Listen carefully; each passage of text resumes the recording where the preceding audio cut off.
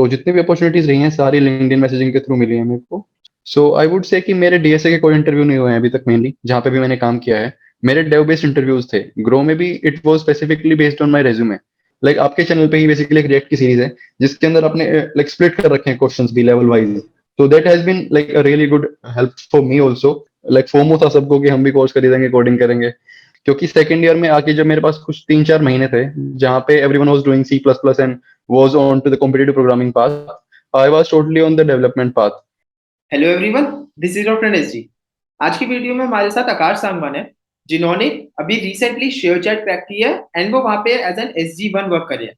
इससे पहले वो ग्रो में, कास्ट 24 एंड बहुत सारे मल्टीपल स्टार्टअप्स में भी काम कर चुके हैं। इनकी जर्नी के बारे में एक खास बात ये है कि इन्होंने जितनी भी अपॉर्चुनिटीज क्रैक करी हैं सभी प्योरली ऑन डेवलपमेंट बेसिस रही हैं, विदाउट एनी कॉम्पिटिटिव प्रोग्रामिंग और DS। सो आइए इनसे बात करते हैं और इनसे जानते हैं इनकी पूरी placement journey.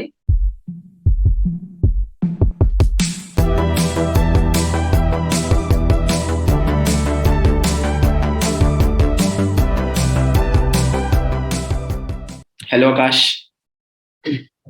Hi Shlok, hi. Thank you for having me here. It's my pleasure. Aakash, एक बार आप अपने आप को सबसे इंट्रोड्यूस कर दो। Yeah, so hello everyone. My name is Akash Sangwan and I'm working as an ST1 at ShareChat, and I have previously interned at Grow for 6 months, and I have also done one internship prior to that, and I have just been graduated from USICT. So I'm a 22 grad. Yeah. Great. सो आकाश, आपने जैसे share chat, grow और दूसरे startups में भी काम किया है, सो इन सब अपॉर्चुनिटीज के बारे में आपको कैसे पता चला था, और एक बार जब पता चल गया तो उसके बाद इनमें अप्लाई करने का प्रोसेस क्या रहा, कैसे अप्लाई किया था? ओके, सो बेसिकली मैंने जितनी इंटर्नशिप अपॉर्चुनिटीज ली हैं वो सारी ऑफ कैंपस ही रही हैं। आई मीन ऑन कैंपस तो मैंने सिर्फ एक कंपनी में अप्लाई किया था। So like right from second year जब मैंने पहले इंटर्नशिप की थी एक छोटे स्टार्टअप में इन गुड़गांव, तो वहां पे मैंने एक सीनियर के थ्रू अप्रोच किया था। बट आफ्टर दैट मैंने सारी जो इंटर्नशिप अपॉर्चुनिटीज मिली हैं मेरे को वो मैंने लिंक्डइन के थ्रू मिली हैं। सो बेसिकली मैं किया क्या था मैंने कि मेरे पास एक क्रेड फ्लो की अपॉर्चुनिटी थी इन जुलाई जुलाई 2020 आई गेस, और 21 सॉरी। सो उसमें मैंने इंटर्नशिप की थी बेसिकली 3 मंथ्स के लिए। उस टाइम पे भी मेरे को कास्ट 24 से ऑफर मिलने वाला था। सो वो भी मतलब लिंक्डइन के थ्रू ही था।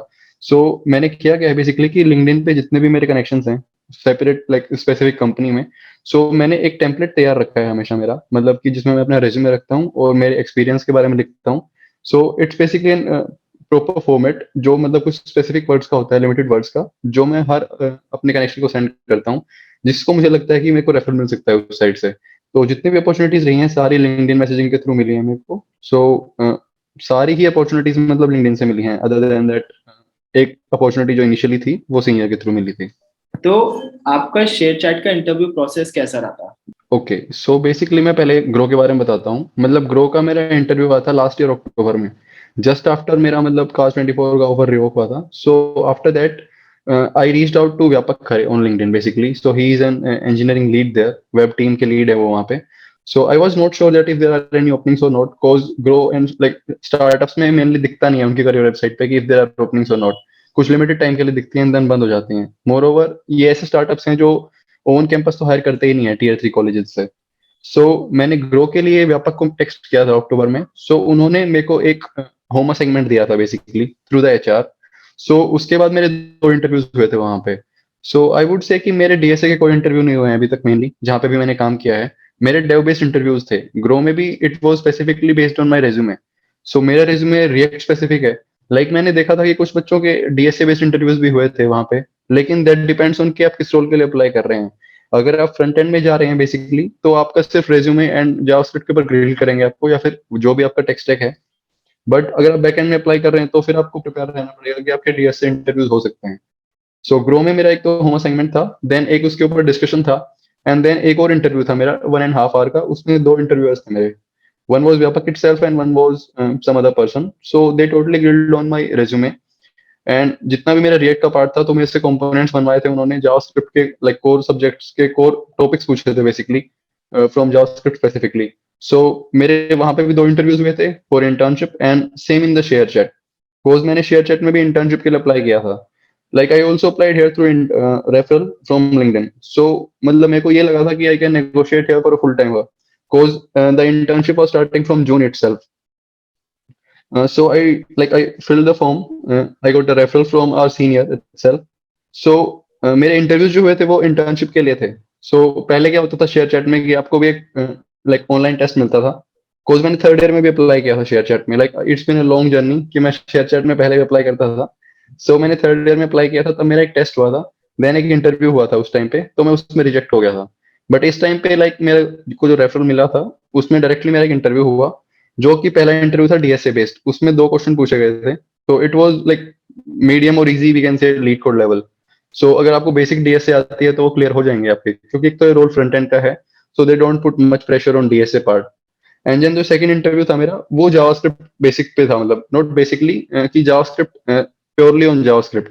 सो उस टाइम पे भी मेरे से लाइक जो इंटरनेट पे वेब सीरीज होती हैं ऑफ अक्षय सैनी, जो उनकी है कि नमस्ते जावास्क्रिप्ट की एक वीडियो उनकी प्लेलिस्ट है, देन उनकी एक कोर जावास्क्रिप्ट की प्लेलिस्ट है. तो अगर कोई लाइक फ्रेशर भी स्टार्ट कर रहा है और वो उन दोनों वीडियोस को देख लेगा तो वो फ्रंट एंड के इनिशियल लेवल के इंटरव्यूज क्लियर कर सकता है. सो फिर मेरे को इंटर्नशिप मिली थी 3 मंथ्स के लिए. बट एज 3 मंथ्स तो काफी ज्यादा हो जाते हैं अक्टूबर तक, and everyone have to start as SD1. So basically I talk to my engineering manager here and I explain him the situation.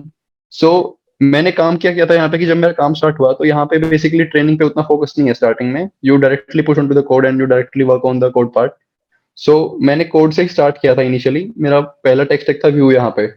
तो मैंने जितना जल्दी जल्दी टास्क पूरे किए तो मेरी टीम के ऊपर थोड़ा सा पॉजिटिव इंप्रेशन रहा मेरा. तो कुछ तो मेरी टीम ने मेरा बैकअप किया. एंड देन मैंने जब मेरे मैनेजर से बात की तो उन्होंने मेरे लिए 2 इंटरव्यूज एक्स्ट्रा शेड्यूल करा है, because it was a conversion before time. और जनरली ऐसा कम होता है कि आपको 3 महीने से पहले ही कन्वर्ट कर रहे हैं टीम वाले. सो आई गेव 2 एक्स्ट्रा इंटरव्यूज. सो उन 2 इंटरव्यूज में भी बेसिकली एक जो इंटरव्यू था मेरा पहला, उसके अंदर मेरे को कंपोनेंट डिजाइन करने को दिया गया था. That was my choice to like how can I build it either on Vue और ऑन रिएक्ट और ऑन वनीला जावास्क्रिप्ट. सो एक इंटरव्यू मेरा वो था. एंड देन दूसरा इंटरव्यू था मेरा 1 घंटे 40 मिनट का राउंड यहाँ पे भी, क्योंकि it was an deciding interview basically for me.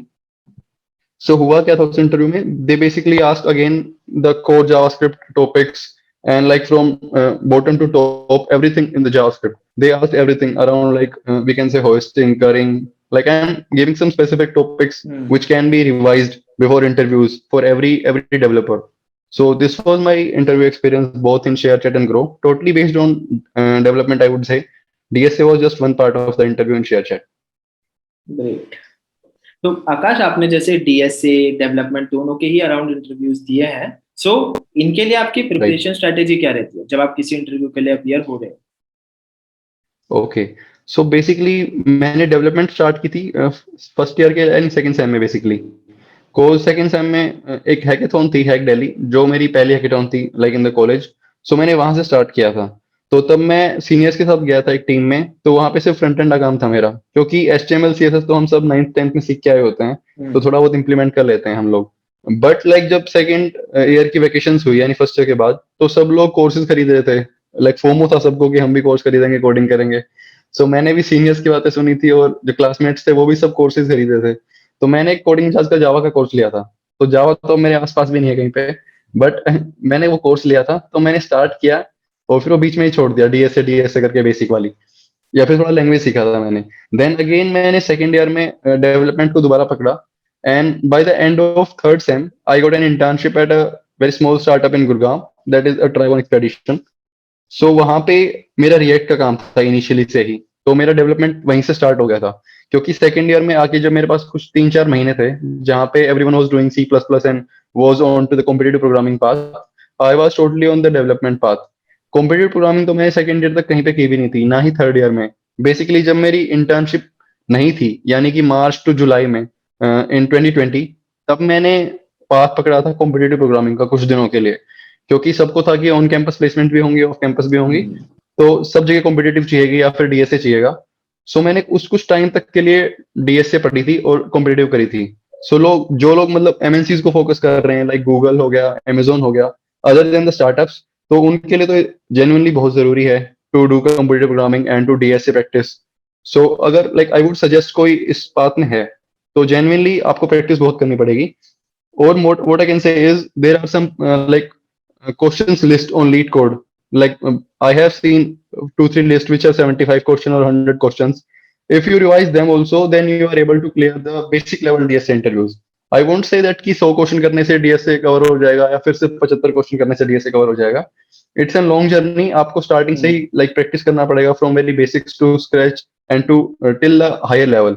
So even if you're starting in second year, I mean I would say what I have felt is कि आपको FOMO में रहने की जरूरत नहीं है कि सब लोग ये कर रहे हैं and I have not been even touched the coding part.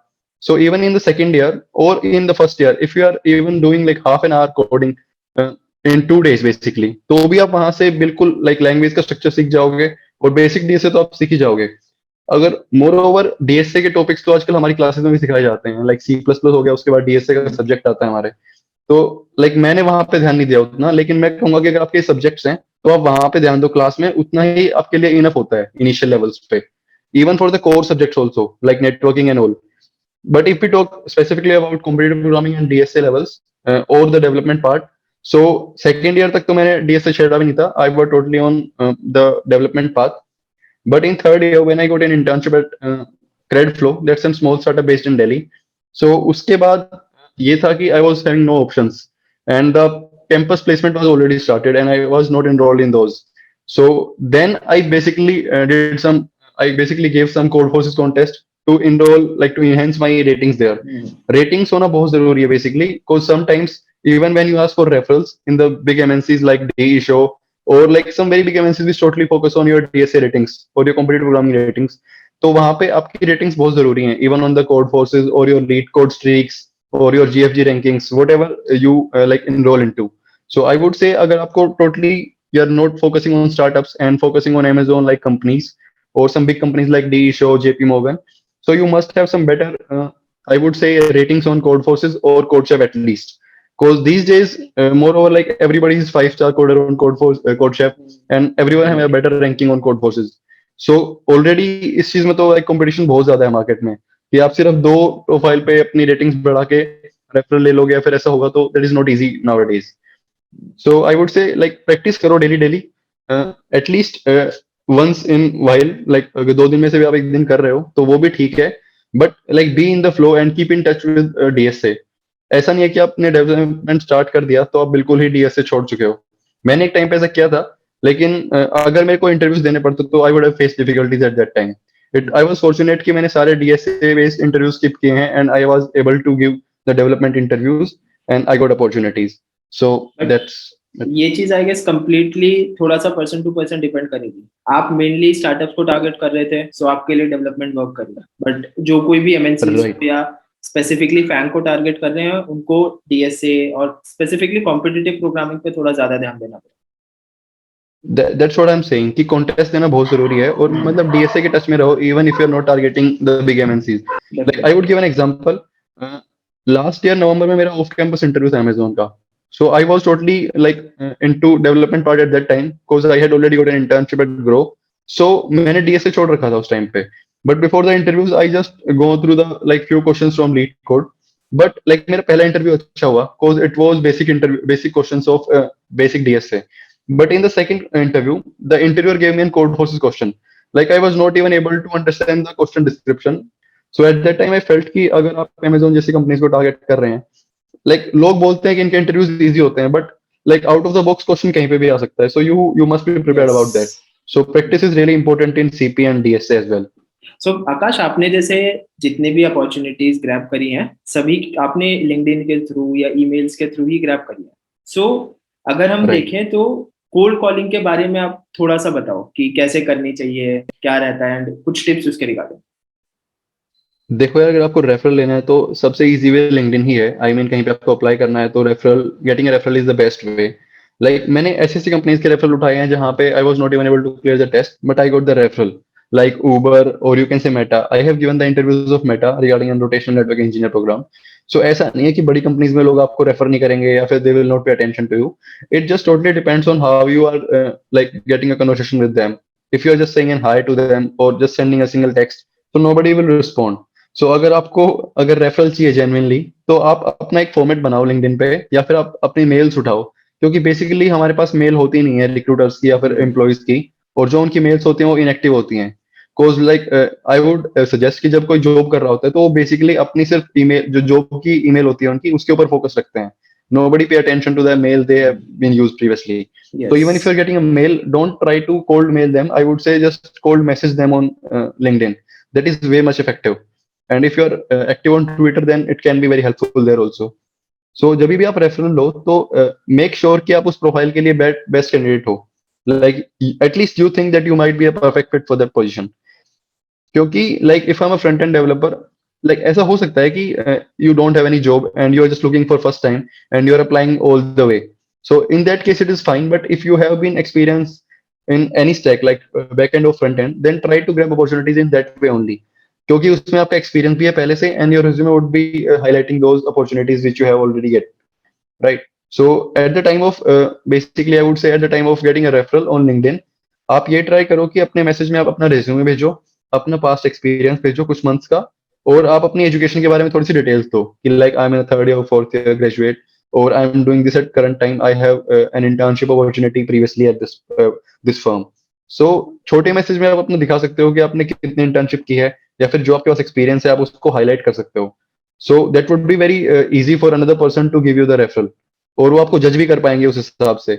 Like it's not about like छोटी और बड़ी कंपनी. बेसिकली अगर आप कहीं पे अप्लाई कर रहे हो तो सबके लिए आप अपना एक फॉर्मेट तैयार रखो. Like everybody respects your words, okay. तो जो आप लिखोगे अगला उसी को समझेगा. Nobody would send you another high text की या let us discuss about your profile. जो आप भेजोगे आपको बंदा अगला उसी चीज में जज कर लेगा, and then it's on them कि अगर वो आपको रेफरल देंगे कि नहीं. सो आई वुड से कि अपना लाइक प्रोफाइल तैयार रखें, हमेशा लिंक्डइन को अपडेटेड रखें, क्योंकि सबसे पहले वो आपकी प्रोफाइल पे क्लिक करेगा और on the resume. So if any of them is not updated, तो उसका हाफ इंटरेस्ट वहीं पे खत्म हो जाएगा कि it's his profile is not active, like not active, और his resume is not much updated. So keep your resume updated and keep your LinkedIn profile updated if you are trying to get a referral on LinkedIn. आकाश, आपने जैसे काफी सारे जगह off campus भी apply किया है ना? तो काफी बच्चों को ये प्रॉब्लम रहती है कि हमारे पास टेस्ट लिंक्स नहीं आ रहे हैं या इंटरव्यू कॉल्स नहीं आ रहे. सो अभी तक की आपकी जर्नी में आपने क्या चीजें नोटिस करी कि इसका मेन रीजन क्या रहता है, और कैसे इस चीज को हम इम्प्रूव कर सकते हैं कि हमारे पास टेस्ट लिंक्स आ जाए ज्यादा, या अगर हम इंटरव्यूज के लिए किसी को कोल्ड कॉल कर रहे हैं तो वहां से भी हमारा चांस बढ़ जाए. देखो यार, ये प्रॉब्लम सबको होती है इनिशियली कि टेस्ट लिंक्स नहीं आते हैं, even if your resume is on the peak. लेकिन ऐसा सिर्फ फ्रेशर ईयर्स में होता है कि लाइक आप अप्लाई कर रहे हो कुछ बड़ी पोजीशन के लिए सेकंड थर्ड ईयर में फॉर एन SD1, तो वहां पे तो मेनली होगा ही होगा. और might be your resume is not up to the par. So you always not might know that what other is like what the other company is looking for in your resume. So उस चीज से basically पहली बात तो demotivate नहीं होना कि वहां से कोई रिस्पॉन्स नहीं आ रहा. दूसरी बात, आप अपने रेज्यूमे को टिप टू टॉप रख सकते हैं. लाइक अगर किसी के पास आपका रेज्यूमे जा रहा है, अगर आपको कोई रेफरल दे रहा है, उसके बाद भी टेस्ट लिंक नहीं आ रहे हैं, तो एक रीजन ये हो सकता है कि आपका रेज्यूमे अप टू पार नहीं था, या फिर आपके रेज्यूमे अप टू लेवल नहीं था, कुछ मिस्टेक्स थी आपके रेज्यूमे में. Like once a time I applied in Zomato. सो जब मैंने जोमेटो में अप्लाई किया था लाइक 1.5 year बैक, तो मैंने रेफरल मांगा था बेसिकली एक इंसान से on LinkedIn. So basically he give me an invite link for a meeting, and he basically told me कि आपकी प्रोफाइल में ये कमियां हैं, एंड इससे रेज्यूमे लाइक आपका रेज्यूमे पॉइंटिंग अच्छा है. Like you must not repeat words, you also mention the numbers कि आपने कितना इंपैक्ट किया इन चीजों से. You also must highlight your like achievements in bullet points, so that कि रेज्यूमे को पढ़ने वाले को एक बार में ही आपका रेज्यूमे समझ में आ जाए. So that can like increase your chance of getting test links. Otherwise कुछ कंपनीज में it's totally on them कि they don't send the test links.